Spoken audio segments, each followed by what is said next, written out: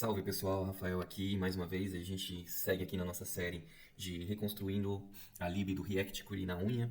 E na aula de hoje a gente vai aprender a fazer o nosso TTL, né? O nosso pooling, né? Onde a gente vai ter um tempo de expiração do nosso cache, para ficar sempre chamando a nossa API quando for necessário, para a gente estar sempre fechando esses dados, para a gente ter sempre dados novos aí. Além disso, a gente vai fazer também um refetching também para a gente garantir que esses dados eles estão vindo, e seguimos aqui na nossa aula aqui na tentativa de reconstruir as funcionalidades da lib React Query ou SWR, dependendo aí da lib que você está usando. Então a primeira coisa que a gente vai fazer é criar uma inspiração aqui para o nosso cache. Primeira coisa que a gente precisa mudar o nosso tipo da nossa tupla que a gente está usando como cache.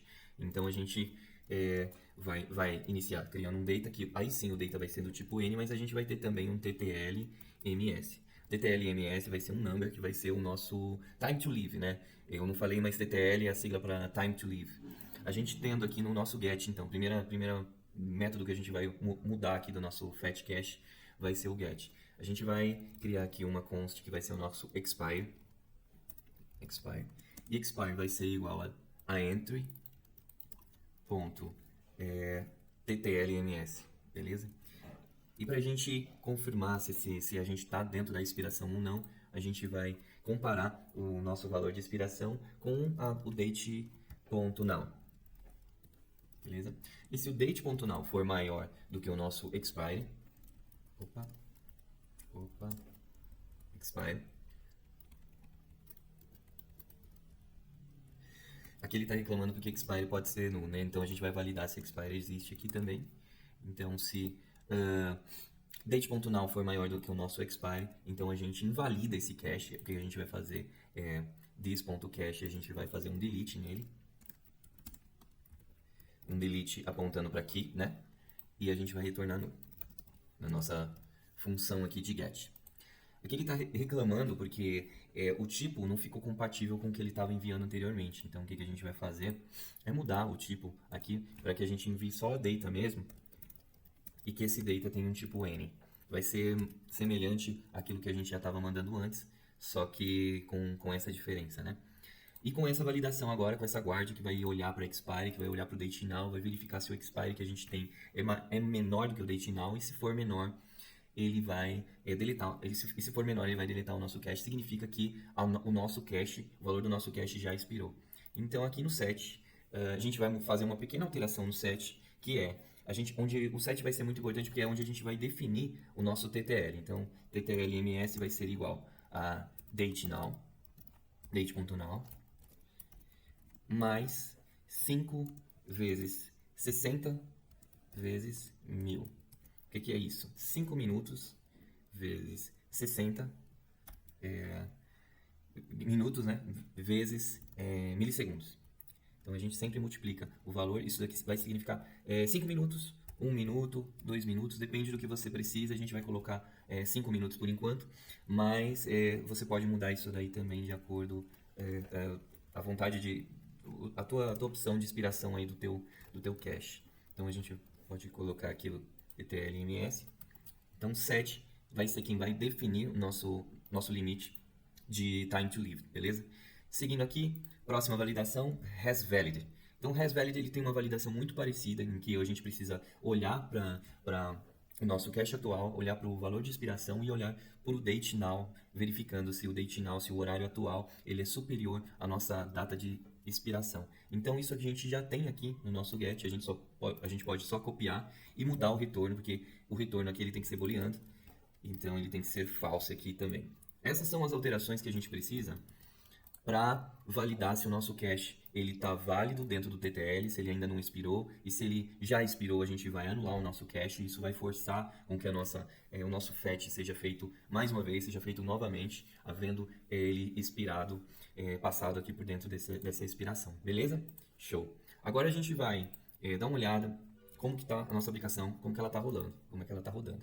Então a gente tem aqui, ele está olhando aqui para o nosso cache ainda está dentro do limite. Então, mesmo que a gente tenha aqui um use effect sem a rede dependência aqui, isso aqui ele deveria fazer um loop infinito, né? e sempre fazer aqui o fetch dos nossos dados.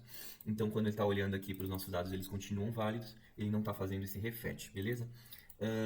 No caso o que você pode fazer, se você quiser testar, sempre olhar, fazer um refetch, você pode tirar esses 5 aqui e ele vai ficar fazendo um loop aí, consultando mais vezes, vai consultar no caso sempre a cada 1 minuto, né?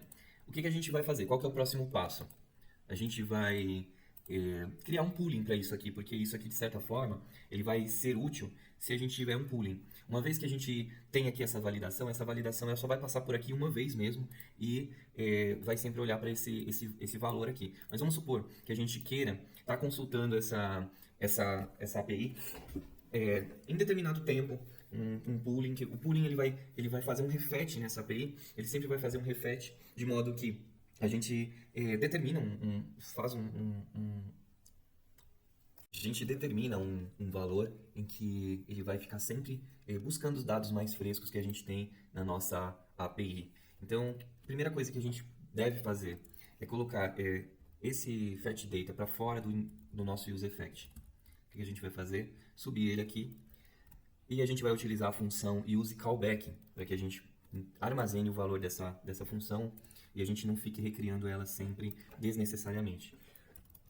useCallback, se você não está familiarizado com o useCallback, eu sugiro que pesquise aí. Eu acho que não precisa fazer um vídeo sobre useCallback, tem bastante vídeo na internet sobre esse hook que facilita a nossa vida no sentido de que ele armazena o valor dessa função, né? Ele vai estar sempre atrelado ao URL, então o único motivo para que essa função seja reescrita no nosso código vai ser se mudar a URL. Então aqui a gente ainda não mudou nada, mas o que a gente vai fazer é adicionar um novo useEffect que faça o nosso pooling aqui. Então a função de callback do useEffect e a rede de dependência vazia. Beleza? Nosso valor de pooling a gente pode colocar como parâmetro dessa função useEffect e ele vai ser o pooling interval. Beleza? Ele vai ser um valor number e o valor default dele vai ser 0. Beleza? A ideia é que se a gente receber um valor numérico de pooling interval, a gente vai receber ele em milissegundos e a gente vai aplicar o nosso useEffect para que a cada essa quantidade de milissegundos ela seja concluída, a gente faça um refetch na nossa API de qualquer forma. Ainda que o cache ainda não expirou, mas a gente vai fazer um fetch novamente. Então vamos lá.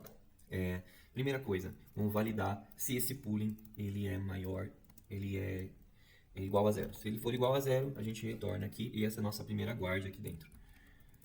Se não, a gente cria um intervalo que vai ser interval id e a gente vai setar o nosso intervalo. Set interval, a gente vai passar aqui dentro do intervalo um fetch data e o nosso pooling interval vai ser o intervalo de pooling dessa nova chamada de fetch data, beleza? Bom, o que a gente precisa fazer aqui?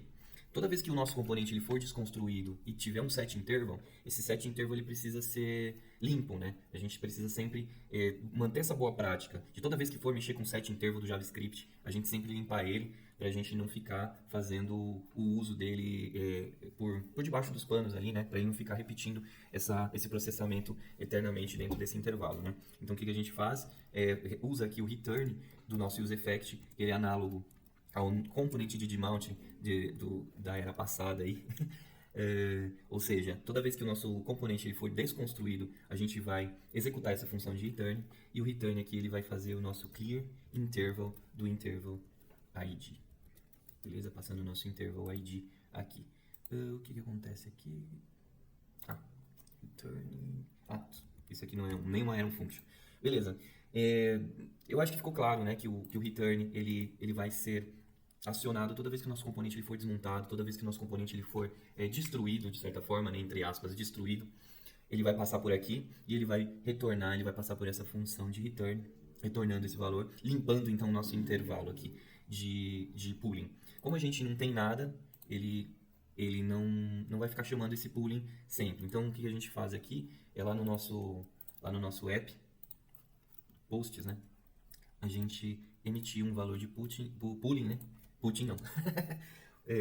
Vamos colocar aí de um segundo aí pra gente poder verificar se o nosso pooling está dando certo. E deu certo aqui. Cada 1 segundo ele está fazendo nossa chamada novamente, o nosso GET para nossa API JSON Placeholder, simbolizando que o nosso pooling está funcionando. Nosso código ficou assim, beleza? Show!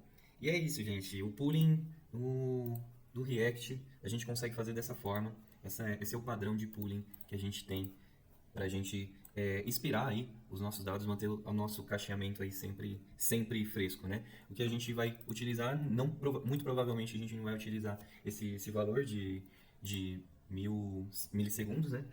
Mas a gente deve utilizar valores maiores, como 1 minuto, por exemplo, né? Então a gente multiplicaria esse valor por 60, né? A gente deixa de fazer essa chamada a cada segundo para fazer de 1 em 1 minuto. Ou a gente pode aumentar isso aqui também, deixar igual o valor da expiração do cache. Não faz muito sentido, mas se você quiser fazer assim também, é possível também. E é isso, gente. Muito obrigado se você assistiu até aqui. Agradeço muito a paciência que você está tendo aí, se você está curtindo, acompanhando essa série. Havendo alguma dúvida, pode deixar nos comentários. Se tiver algum ponto de melhoria, pode deixar no comentário também. E é isso. Obrigado, até mais. Próxima etapa, vamos ver aqui qual que é a nossa próxima etapa para a gente seguir no nosso cache do singleton, nossa revalidação. Bom, o refet manual. O refet manual está marcado como já executado, mas ainda não foi feito o vídeo. Próxima etapa, então, é o refet manual e a gente segue aí na nossa criação das funcionalidades do React Query na unha, com o React puro. Obrigado, até mais.